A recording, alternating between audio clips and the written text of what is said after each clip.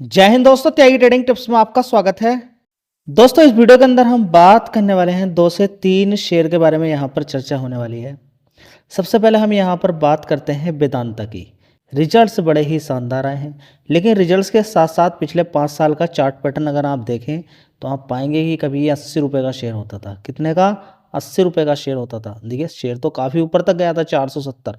लेकिन एक समय ऐसा आया जब इसके अंदर डी लिस्ट वाली बात आ गई तो 84 रुपीज़ तक पहुंच गया। उसके बाद एक उछाल मारा इसने।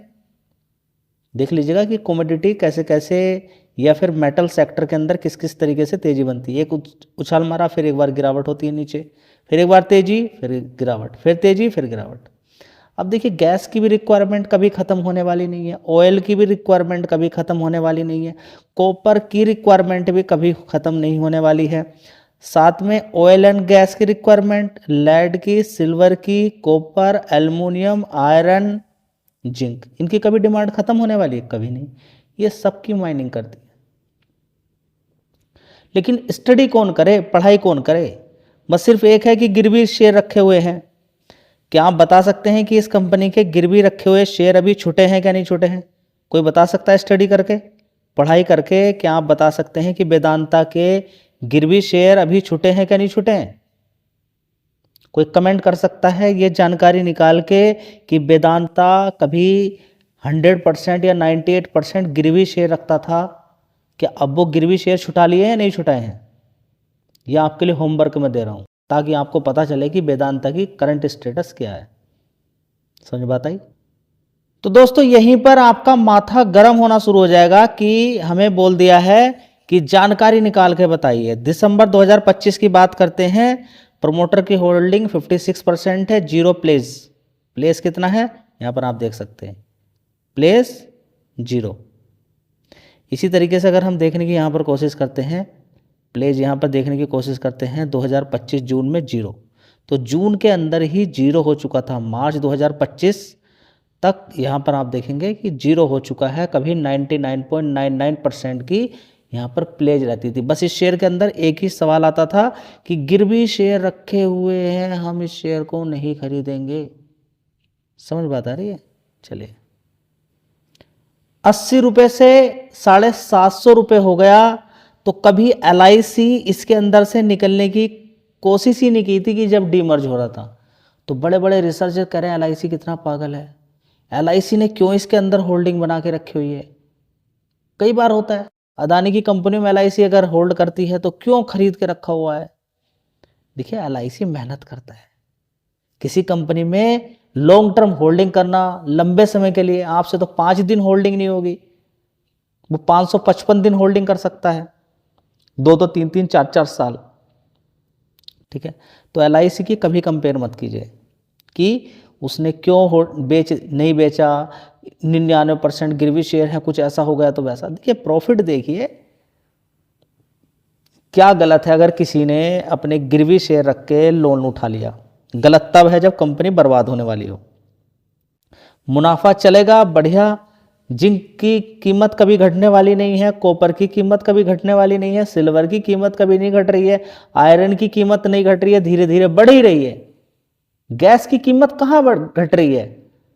पेट्रोल की देखिए, ग्लोबली अगर आप देखेंगे अलग अलग कंट्री के अंदर जाके देखिए कितना कितना तेल गैस के रेट, जाके आप देखिए पाकिस्तान के अंदर आटे के रेट क्या है, कभी गूगल पे सर्च करके देखिएगा 100 रुपये किलो से कम मिल रहा है कि आटा 1 किलो। तब आपको समझ में आएगा कि ग्लोबली क्या चीज़ें हैं और इंडिया के अंदर क्या है, किस किस तरीके से लोग सरवाइव कर रहे हैं, आपको वहाँ पर पता चलेगा। अभी तो यहाँ पर आप सोच रहे हैं कि हम गोल्ड खरीद लेते, चांदी खरीद लेते, ऐसा खरीद लेते, वैसा। वे कह रहे हैं कि शाम का आटा कैसे खरीदा जाएगा, और आप कह रहे हैं कि हाँ कि कल आज मैंने चांदी खरीद ली है, आज मैंने सिल्वर 20 के अंदर पैसा लगा दिया है, तो कल क्या 5% बढ़ के मुझे मिलने वाला है। आप इस चीज़ का दिमाग लगा रहे हैं। ठीक, तो एक सवाल यहाँ पर बार बार आपसे आप पूछ रहे हैं कि गोल्ड के अंदर क्या होगा, ये सवाल ही पूछा जा रहा बार बार कि गोल्ड की पॉसिबिलिटी है कि गिरने की। देखिए, मुझे ऐसा लगता है, जो मेरी रिसर्च बोलती है, आने वाले टाइम में गोल्ड क्रैश हो सकता है, सिल्वर नहीं होगा। उसके पीछे का रीजन है ना, AI के अंदर, data centre, semiconductor chip, computer के अंदर कितना सारा काम आप देखते हैं। ठीक है, कितना सारा काम अगर आप देखेंगे कि विदाउट सिल्वर नहीं हो सकता है। इलेक्ट्रिक व्हीकल से, सोलर पैनल से, डेटा सेंटर से, एआई से लेकर सारी चीज़ें, जो कि ग्लोबली आप देखेंगे कि एआई का ही सारा खेल चल रहा है। तो टेक्नोलॉजी आगे जाएगा, उद्योग के अंदर सिल्वर का अगर इस्तेमाल किया जाएगा तो आप ये मान के चले कि बहुत ज़्यादा तेजी बनी तो कॉपर फिर साइड में लेगा। ऑप्शन सेकंड नंबर पे ऑप्शन जो आएगा वो कॉपर आएगा, ठीक है। सिल्वर के अगर जैसे जैसे सिल्वर के अंदर तेजी बनती चली जाएगी, कॉपर भी उसी तरह से भागता चला जाएगा। लेकिन आप गोल्ड का इस्तेमाल बताइए ना, इतनी कहाँ पर कितना इस्तेमाल करेंगे आप गोल्ड का। देखिए गोल्ड का आप पहले समझिए कि 1 तोला कितने का है गोल्ड, इस्तेमाल करना तो भूल जाइए। अभी तो जो कंपनियां हैं जिन्होंने चांदी खरीद के रखी है, तो वे यही सोच रही हैं कि हम चांदी को डायरेक्ट ना बेच दें, गाड़ी बेचने से या फिर किसी चीज़ में लगाने से अच्छा है चांदी को मार्केट में ऐसे ही बेच देते हैं, ऐसे ही अच्छा मुनाफा मिल जाएगा, ठीक है। तो ये सारी चीज़ें आपको समझना चाहिए कि चांदी के इस्तेमाल बहुत ज़्यादा है, गोल्ड का उतना ज़्यादा करने के लिए हो सकता है, लेकिन कंपेरेटिवली अगर देखें तो चांदी ही आने वाले टाइम में चांदी आपको करके देगी। गोल्ड शायद आने वाले टाइम में फिर गिरकर 80,000 तक भी जा सकता है। अगर एक खबर देखने को मिली, एक फंड है, कहाँ का मैं आपको दिखाता हूँ। तो दोस्तों यहाँ पे देखिए एक फंड है, देखिए यहाँ पे देखिए रियलिटी चेक के लिए बोला है, इस क्या Russia really selling 70% of its gold, नहीं अपना 70% का नहीं है, एक फंड है उसकी बात यहाँ पर चल रही है, ठीक है। यहाँ पे देखिए 71% of gold held in national wealth fund, note total किसका, रसिया का जो टोटल रिजर्व वो नहीं, एक फंड है यहाँ पर, उसने अच्छा खासा पैसा कमाया है, उसको अच्छी खासा प्रॉफिट यहाँ पर देखने को मिला है। यहाँ पे देखिए रसिया गेन इतना देखिए 216 बिलियन, ठीक है, डॉलर के अंदर in gold really replacing loss asset, ठीक है। तो अब ओवरऑल मिला के यहाँ पर जो रिजर्व्स है, इतना बड़ा रिजर्व्स हो गया जो खोया हुआ, ठीक है। जब रिजर्व्स जो भी रहता है, रेट बढ़ते हैं गोल्ड के, तो वो उनको वही सारी चीज़ें देखने को मिल जाती है, वो भी खरीदते हैं, ठीक है। तो ओवरऑल मिला के यहाँ पे देखेंगे अभी सेल करते हुए नजर आ रहे हैं, और दूसरे देश भी सेल कर सकते हैं। जब हाई पर पहुँचता है तो क्यों नहीं बेचें, बेचना चाहिए, नॉर्मल सी बात है। बहुत सारे लोग हैं, अभी आप देखेंगे कि चांदी को भी बेचते हुए नजर आएंगे। तो दोस्तों इस समय हर कोई चांदी चांदी कर रहा है, इसलिए बार बार अपडेट आपको देना पड़ रहा है। चलिए आ जाते हैं हम टॉपिक पर लौट कर, यहाँ पर वेदांता की यहाँ पर बात करते हैं। एक साल पहले 17,063 करोड़ दिसंबर 2024 के अंदर रेवेन्यू देखने को मिला, उसके बाद 40,000 करोड़, उसके बाद 37,000 करोड़, उसके बाद थोड़ी गिरावट हो गई, आप डर गए, 18,700 करोड़। अभी दिसंबर क्वार्टर में देखेंगे 23,369 करोड़। जी ये तो पिछले क्वार्टर से तो बढ़ा हुआ है, बाकी के क्वार्टर से गिरा हुआ है। एक साल के अकॉर्डिंग देखें तो अच्छा है। इन वाले क्वार्टर्स को नहीं देखना चाहिए कि हमें बिल्कुल देखना चाहिए, किसी किसी क्वार्टर्स में ज़्यादा डिमांड रहती है, ज़्यादा होता है। वैसे भी बात करें तो यहाँ पे आप देख सकते हैं पहले 38 हज़ार 35 हज़ार करोड़ की सेल्स यहाँ पर दिखाई है, तो उतनी अच्छी अभी नहीं है, लेकिन पिछले क्वार्टर की अपेक्षा थोड़ा सा ठीक है। चलिए कोई बात नहीं है, लेकिन फिर भी शेयर तो नहीं गिर रहा ना, इतना कुछ गिरने के बाद भी शेयर आसमान की तरफ ही भाग रहा है।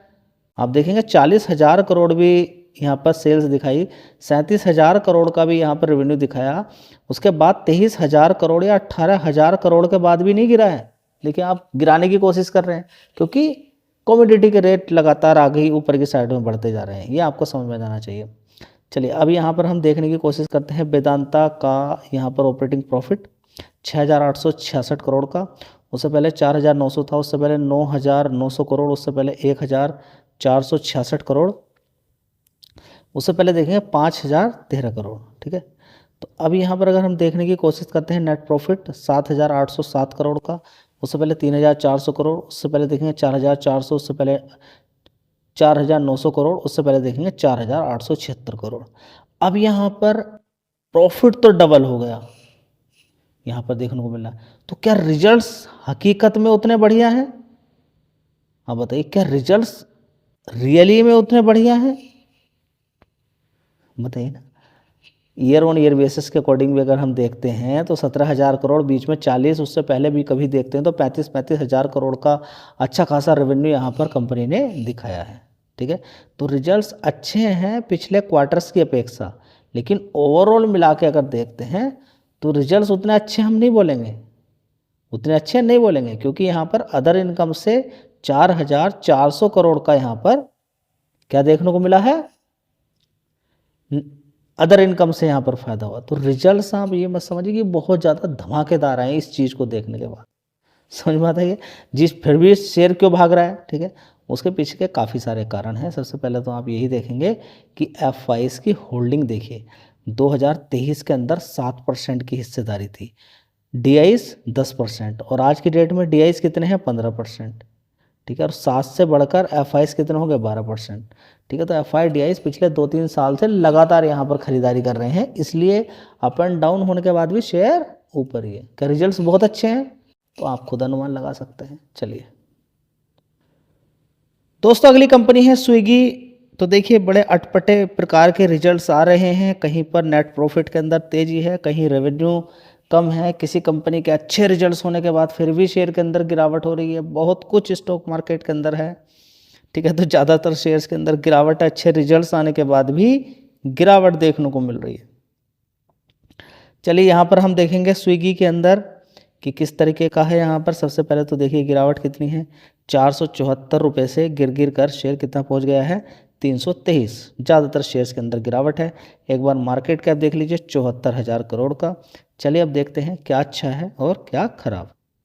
तो दोस्तों मुझे क्या अच्छा लग रहा है इस कंपनी के अंदर, इसकी सेल्स यानी कि रेवेन्यू लगातार बढ़ रहा है। 3,900 करोड़ का दिसंबर एक साल पहले था, उसके बाद 4,400 करोड़ का हुआ, उसके बाद 4,900, उसके बाद 5,500 करोड़, अभी देखेंगे 6,100 करोड़। परफॉर्मेंस काफ़ी सुपर है, लेकिन कंपनी के खर्चे देखिए कितना शानदार रेवेन्यू दिखाया, 6,148, खर्चा कितना दिखा दिया, 6,900। ऑपरेटिंग प्रॉफिट यहाँ पर नुकसान दिखा दिया। अब आगे क्या देखा, तो लगातार कंपनी के खर्चे कमाई से ज़्यादा हो रहे हैं, तो जिसकी वजह से कंपनी लगातार नुकसान ही पोस्ट कर रही है। देख लीजिए, ऐसा नहीं कि कंपनी खराब है, कंपनी ठीक है, कभी इसी तरह से जोमेटो भी करता था और बहुत सारी कंपनियां करती थी, लेकिन आने वाले टाइम में कंपनी अपना खर्च अगर कम कर लेती है तो बढ़िया कंपनी है। चलिए दोस्तों, अगली कंपनी है डिक्सन टेक्नोलॉजी। 1,280 रुपये का भाव है। बोनस स्प्लिट के बारे में तो ऑलरेडी आप जानते ही हैं कितनी बार दिया है, तो उसकी डिटेल तो यहाँ पर हम चर्चा नहीं करेंगे। मार्केट कैप एक बार हम यहाँ पर देखेंगे कितना है, 62,000 करोड़ का। अभी का हाई रेंज 18,000 करोड़, यहाँ पर करोड़ नहीं बोलेंगे, 18,400 रुपये का भाव ऊपर की साइड में, वहाँ से ज़बरदस्त नीचे की साइड में गिरावट, लगातार गिरावट। जी ये तो कुछ ज़्यादा ही गिरावट हो गई। देखिए ऐसे ही होती है, अगर आप बस यही सोचेंगे बस मैंने डिक्सन टेक्नोलॉजी खरीद लिया है अब वो गिरेगा, हाँ ये है कि मजबूत कंपनी है, गिरावट के बाद तेज़ी इनके अंदर बनती रहती है। चलिए रिजल्ट्स देख लेते। तो दोस्तों एक साल पहले 10,400 करोड़ का रेवेन्यू आता था, उसके बाद 10,200, 12,800 करोड़, उसके बाद 14,800 करोड़, अच्छी परफॉर्मेंस थी सितंबर तक। उसके बाद देखिए अभी यहाँ पर 10,600 करोड़ का रेवेन्यू देखने को मिला। परफॉर्मेंस में कोई जान नहीं है, ठीक है, लेकिन ऐसा भी नहीं कि खराब बोलेंगे इसको। ऑपरेटिंग प्रॉफिट 414 करोड़ का, पिछले क्वार्टर में 561 था, इससे कम है और एक साल पहले वाले से ज़्यादा है। चलिए शुक्र है। तो रिजल्ट्स बोलेंगे 321 करोड़ का नेट प्रॉफिट है, इससे बहुत कम है, और गिरावट आपके सामने है। तो गिरावट का कारण भी आपको समझ में आ गया होगा कि डिक्सन टेक्नोलॉजी के अंदर लगातार गिरावट का कारण प्रॉफिट के अंदर गिरावट होना और रिजल्ट्स फ्लैट से भी थोड़े से कमज़ोर होना। वीडियो अच्छी लगी लाइक शेयर कर